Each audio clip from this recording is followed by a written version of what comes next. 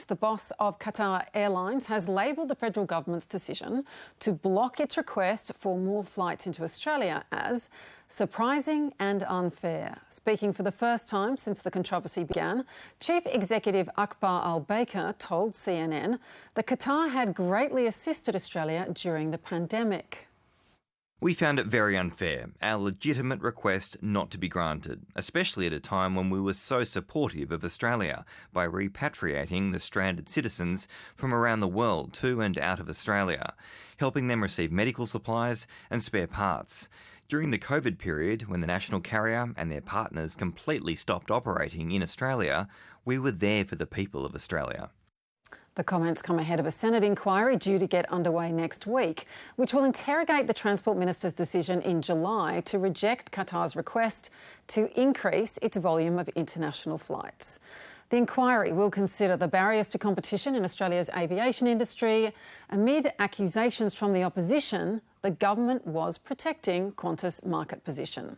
Former Qantas CEO Alan Joyce has been summoned, but Qatar has declined an invitation to appear.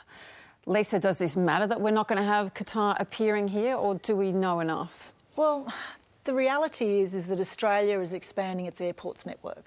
There are more and more Australians now going overseas, and we've certainly got a lot of arrivals arriving as well. The ABS has stated in July 2023 there were well over, almost 1 million short-term resident returns and around about 600,000 short-term visitor arrivals. That means that's a phenomenal number of aircraft that are landing each and every week here in Australia. So my question is 21 per week really a significant number for us to work through? Yeah, right. Sorry. Yeah, I actually think Qatar's being a little bit naughty here. I think they're taking advantage of the public sentiment against Qantas.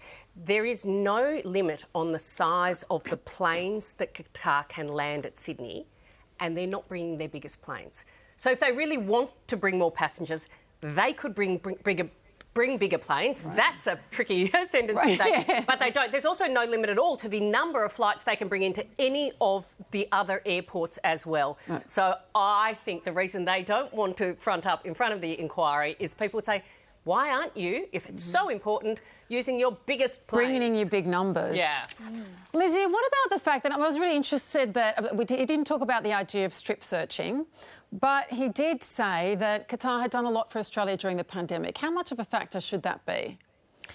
Well, I think it's important. I mean, Alan Joyce was kind of justifying his response to the pandemic and his taking of subsidies, for example, on the basis that he was supporting Australians during the pandemic. So it's legitimate, I think, to point to that if you're Qatar. I mean, I think it's right what Dee says about Qatar potentially, but there's also the capacity for Qatar to take advantage of that negative sentiment towards Qantas does come from somewhere. I think people are seeing these kind of scandals mount up where they're not necessarily being treated well as customers when they tried to help with the bounce back of the economy post-pandemic. They've seen how Qantas treats its workers and the sackings that were overturned or they were criticised by the High Court, and now that's going back for potential payment of compensation. I mean, it's really the case that Qantas, I think, is starting to spend a little too big and losing its social mandate to operate in the way that it has, and it needs to take a look at itself, and I think it's got to really justify any kind of mechanisms that are put in place to protect it from competition, and I don't think that's working. I think the Australian public is starting to feel a bit tired with some of the special treatment they receive. And so that comes from somewhere, I think, and it has to be dealt with. Malcolm, what questions do you want to have answered through this inquiry? And by the way, when will we find out the results of it? When are we expecting that to report? Well, it'll be a while, but probably soon after the October 14 referendum on another matter, which will make it, which might perhaps hide some of the findings of the committee inquiry up to that stage. I doubt it would have reported by then. But look, the whole affair has been made worse by the muddled attempt at explanations for the move against Qatar by the Transport Minister, Capt King. And quite obviously, the Qatar executive that we just saw is trying to harness the anti-Qantas feeling for his own corporate benefit. But beyond that, there is this sense that that Catherine King and the government all up is more worried about protecting Qantas than it is about protecting airline passengers. And I don't know if, when I say protecting, I mean offering them more competitive space. And I don't know whether an inquiry by the Senate is going to resolve that. It's going to linger.